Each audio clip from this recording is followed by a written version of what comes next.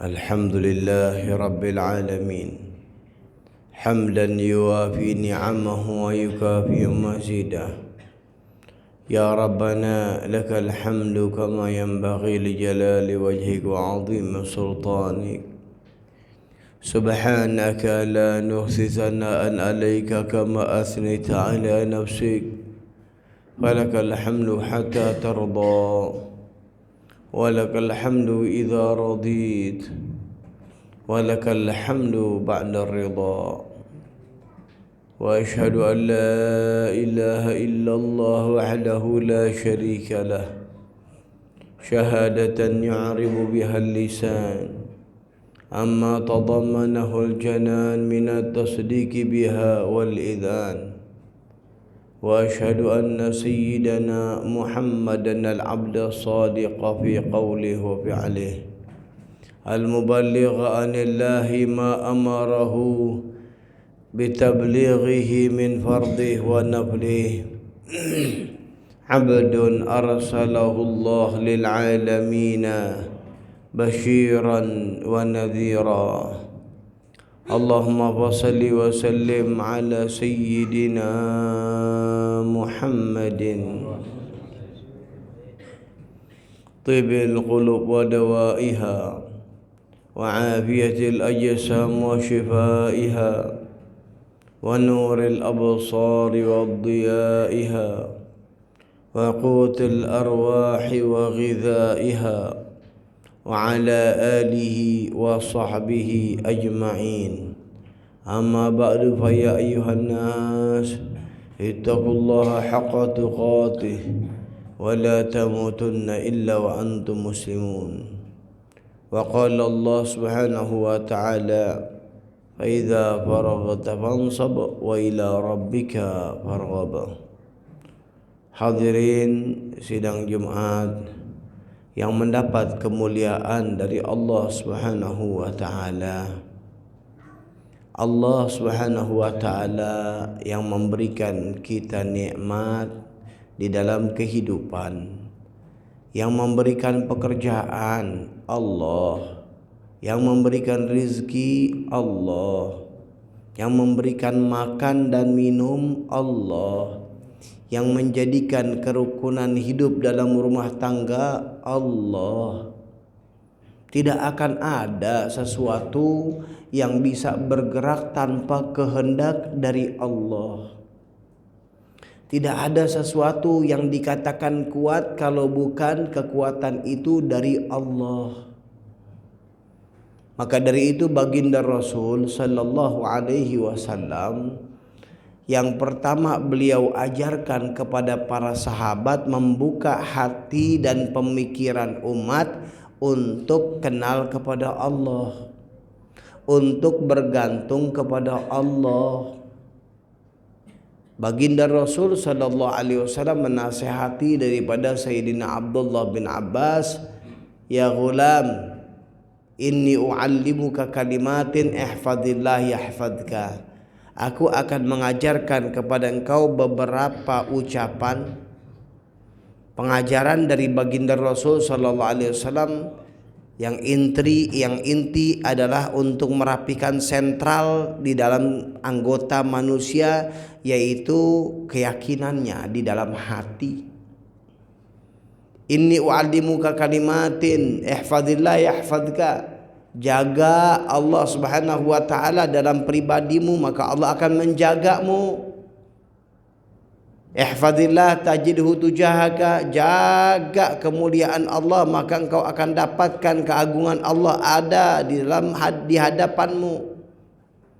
Apabila seorang hamba menjaga Allah, maka Allah akan jaga orang itu. Allah jaga rizkinya, Allah jaga kehidupannya, Allah jaga rumah tangganya, Allah jadikan keluarganya berkah, semua dari Allah. Maka konsep dari zaman jahiliyah, yang zaman jahiliyah ini bukan zaman primitif. Zaman jahiliyah mereka sudah pakai pakaian sutra. Zaman jahiliyah mereka sudah kenal ekspor impor. Zaman jahiliyah di antara mereka banyak link kenal dengan pembesar-pembesar dunia, raja-raja dunia.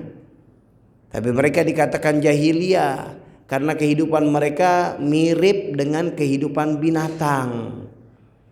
Apa kehidupan binatang? Kehidupan binatang hanya memikirkan kepribadian, tidak diajarkan untuk memikirkan orang lain. Kehidupan binatang yang penting dirinya senang, peduli orang lain senang atau tidak. Kehidupan binatang hanya mendahulukan dirinya, rakus, tidak mau berbagi. Itu kehidupan binatang. Manusia berakal, beda dengan binatang. Sekaya-kayanya manusia makan sepiring ya sudah sepiring. Tapi di situ dipikirkan bagaimana caranya memberi manfaat kepada orang lain. Ini yang konsep ini yang dijadikan, yang dirubah di dalam pemikiran jahiliyah oleh Rasul Sallallahu Alaihi Wasallam, dibentuk oleh beliau menjadi zaman keemasan. Zaman jahiliyah menjadi zaman keemasan. Apa yang dirubah oleh beliau? Bukan fisik, yang dirubah oleh beliau mental. Mental yang awalnya hanya memikirkan kepribadian masing-masing diajarkan oleh Rasul, pikirkan saudara kalian. Sampai beliau sallallahu alaihi wasallam bersabda, la yu'minu ahadukum hatta yuhibba li akhihi ma yuhibbu li nafsihi.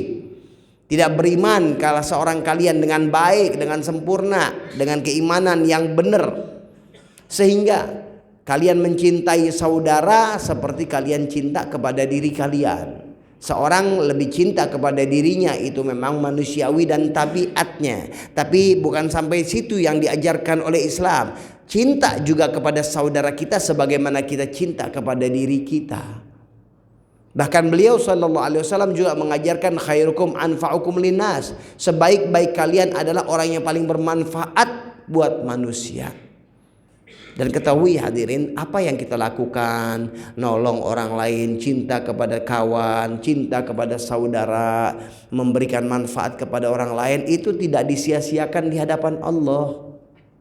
Itu adalah tabungan kita untuk akhirat. Kita semua sementara hidup di dunia, senang tidak senang kembali kepada Allah. Tapi Allah Subhanahu wa taala telah mengingatkan, wa ma hayatud dunya illa mata'ul ghurur. Hidup dunia ini kehidupan yang penuh dengan tipu daya loh. Kita merasa dunia ini segala-galanya, apalagi ketika kita mempunyai segala-galanya, mempunyai sesuatu yang bangga dengan harta, yang bangga dengan kedudukan, dengan popularitas dan lain-lainnya. Ingat, itu semua sirna dan akan diminta pertanggungjawaban di hadapan Allah. Maka hadirin, ini Islam luar biasa, mengajarkan kita untuk yang pertama, Rasul SAW ajarkan kenal kepada Allah. Kalau orang yang sudah kenal kepada Allah, bergantung kepada Allah, keistimewaan datang. Ini yang menjadi resep bagaimana umat Islam bisa mengalahkan Romawi.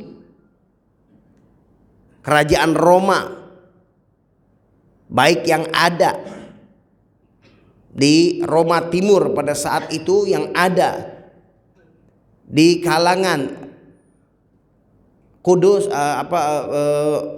yang ada di kalangan Palestina, ataupun Romawi, Italia, Spanyol dan lain-lainnya, itu terus beransur berjalan ditundukkan oleh umat Islam. Apa rahasia mereka? Rahasia mereka cuma mereka punya kunci backing kepada yang milikin, yang memberikan kemenangan. Mereka cuma punya backing kepada zat yang memberikan, menentukan kemenangan, Allah Subhanahu wa taala. Mereka beradab, mereka jalan ibadah, taat kepada Allah, Allah berikan segala-galanya, mengalahi daripada logika manusia, mengalahi daripada logika yang terkadang orang dari jauhnya keimanan, logika dipertuhankan. Seakan-akan kalau tidak logika sudah tidak masuk, tidak mungkin terjadi. Seakan-akan logika itu dipertuhankan oleh dia. Keimanan sudah tidak lagi jadi patokan, tapi logika menjadikan ukuran bagaimana kemenangan, kesuksesan seseorang. Padahal di bawah itu, di balik itu semua ada sumber besar yang tidak digarap atau sedang tumpul di hati umat Islam. Padahal ini adalah satu senjata yang besar, keyakinan kepada Allah. Coba Rasul sallallahu alaihi wasallam, beliau lagi istirahat, tiba-tiba ada penyelusup masuk kepada beliau, mengambil pedang, kemudian pedang itu diletakkan di leher Nabi Muhammad sallallahu alaihi wasallam. Ini musuh yang benci kepada Nabi Muhammad, musuh yang mereka niat untuk memang membunuh Nabi Muhammad. Leher baginda Rasul sallallahu alaihi wasallam sudah menempel pedang yang tajam. Kemudian orang itu berkata, "Ya Muhammad sallallahu alaihi wasallam, siapa yang akan menolongmu?" Kalau orang yang bicara logika, bertuhankan logika, ya sudah kencing-kencing.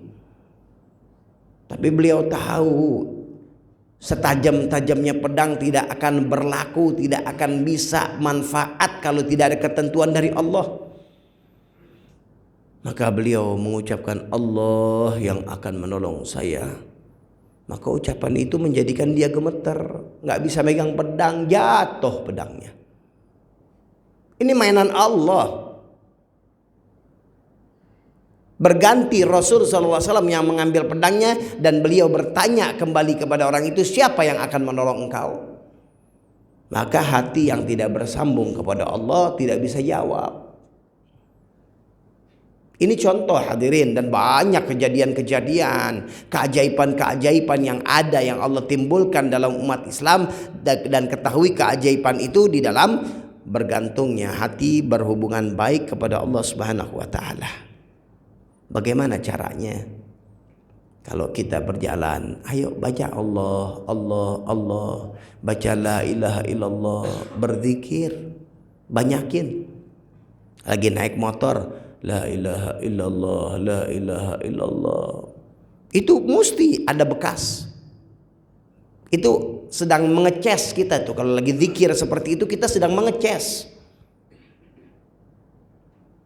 Dan akan datang satu power yang terus menerus dices, maka akan jadi kuat, dan powernya akan menjadi power yang baik dan power yang bagus. Di situ hati akan merasakan kehadiran Allah Subhanahu wa taala di dalam langkah-langkahnya. Ini yang menjadikan sahabat mulia, karena mereka selalu bersama Allah Subhanahu wa taala, hasil daripada didikan dari Nabi Muhammad sallallahu alaihi wasallam. Maka itu hadirin rahimakumullah, ayo kita jenuh dengan kehidupan kita. Kadang kita ini merasa kita dibuat main oleh kehidupan. Kadang waktunya kita sedih dibikin. Belum selesai datang lagi masalah, belum lagi masalah lagi. Terkadang bukan masalahnya, tapi manajemen hati di dalam menanggapi masalah. Terlihat masalah itu di terkadang hari ketika kita lagi hati baik, lagi enak, masalah itu berjalan dan biasa saja. Tapi ketika lagi dalam keadaan jauh dari Allah, jauh dari zikir, maka kena masalah seakan-akan kiamat ada pada diri kita. Sampai kapan permainan ini terus berjalan? Dan ketahui setiap nikmat, setiap zikir, setiap amal ibadah dan lain-lainnya itu ada poin, yang poin itu menambahkan power terus dan akan mendapatkan kenikmatan dan kelezatan. Maka tidak ada yang dibisik oleh setan, "Sampai kapan kau ibadah begitu terus, capek." Ya, itu ibadah orang yang tidak kenal kepada Allah. Kalau orang yang kenal kepada Allah, ibadah itu akan menggariskan satu kenikmatan, satu kelezatan, dan bertambah dan bertambah. Lihat orang-orang tua, sudah tua, capek, letih, tapi ibadah tidak putus. Itu artinya apa? Karena ada satu kenikmatan yang Allah Subhanahu wa taala berikan kepada mereka. Mudah-mudahan Allah Subhanahu wa taala menjadikan bangsa kita bangsa yang bermartabat, bangsa yang kuat, bangsa yang jaya, bangsa yang hebat. Dan tidak ada jalan kecuali bergantung kepada Allah, bersandar kepada Allah.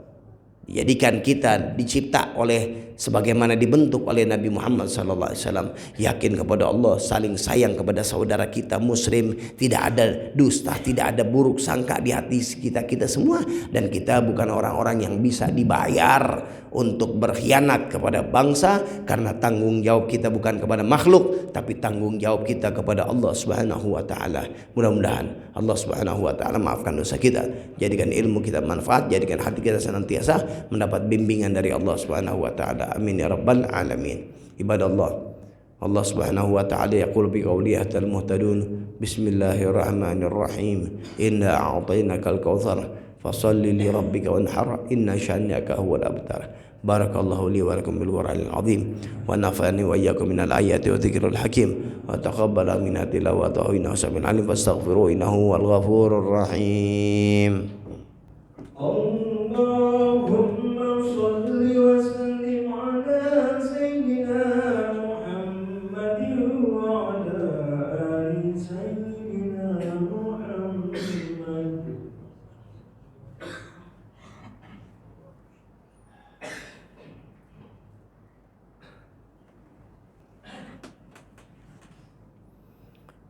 Alhamdulillahi rabbil alamin. والعاقبة للمتقين ولا عدوان إلا على الظالمين وأشهد أن لا إله إلا الله وحده لا شريك له وأشهد أن سيدنا محمدا عبده ورسوله أرسله بالهدى ودين الحق ليظهره على دين كله ولو كره الكافرون اللهم صل وسلم على سيدنا محمد صلاة تغفر بها الذنوب وتصرف بها القلوب وتنطلق بها العصوب وتلين بها الصوب وعلى آله وصحبه ومن إليه منسوب. أما بعد فيا أيها الناس اتقوا الله حق تقاته ولا تموتن إلا وأنتم مسلمون واعلموا أن الله سبحانه وتعالى أمركم بأمر بدأ فيه بنفسه وثنى بملائكة المسبحة بقدسه فقال تعالى ولم يزل قائلا عليما إن الله وملائكته يصلون على النبي يا أيها الذين آمنوا صلوا عليه وسلموا تسليما اللهم صل وسلم على سيدنا محمد وعلى آل سيدنا محمد كما صليت على سيدنا إبراهيم وعلى آل سيدنا إبراهيم وبارك على سيدنا محمد وعلى آل سيدنا محمد كما باركت على سيدنا إبراهيم وعلى آل سيدنا إبراهيم في العالمين إنك حميد مجيد وارض اللهم عن أصحاب الرسول الله خصوصا الخلفاء الراشدين سيدنا أبو بكر وعمر وعثمان وعلي وستة الباقين ورضي الله عنهم أجمعين